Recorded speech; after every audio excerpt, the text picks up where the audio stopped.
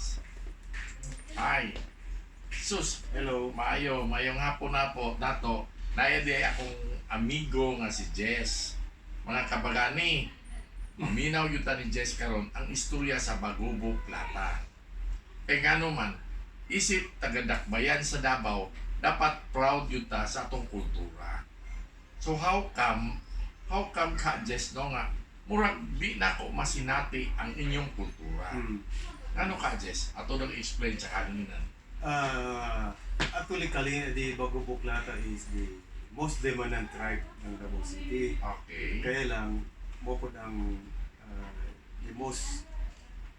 mostly sa mga Bagubo Plata, they try to forget the origin because yun nga, they're ashamed of their origin.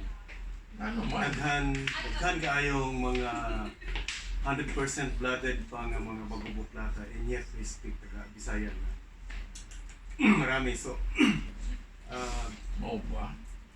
daghan pong tingala nga nung ako daw very fluent in Bagubo Plata nga Japanese Oo. Bagubo Plata because Yeah. my mother man good ayaw yun magpa-istorya Bisaya in our house. Wow. Congratulations. Kung bata kami. Congratulations. So, until today, kami nga mga magsuon, Oo.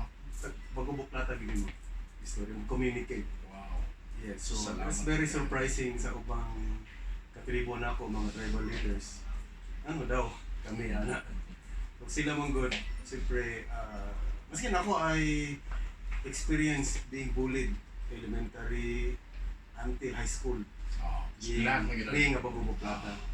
And also being a Japanese. Yes, yes. So, Kaya grabe yung po mata, ang- yung mata, makita mo na ako sa Oh, iyong so, mata.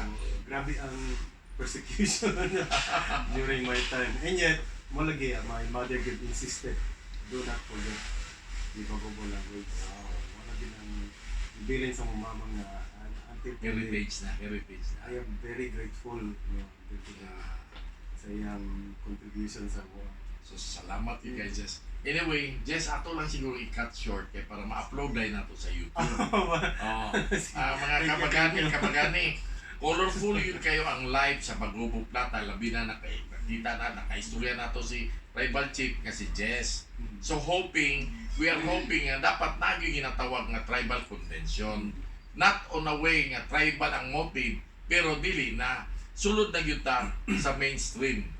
Sundon yun na to ang mainstream, kay tumbahon yun na to ang mga English. Kay di yun na mao. Mao yun na nakadaot sa atong kultura. Dapat kitang mga Davaoenyo maghabuliro yun ta sa atong mga kultura. Salamat yun kayo, kabagani. Thank you tayo, sir. Istorya sa Thank you, amin, sir. istorya sa amin. Salamat.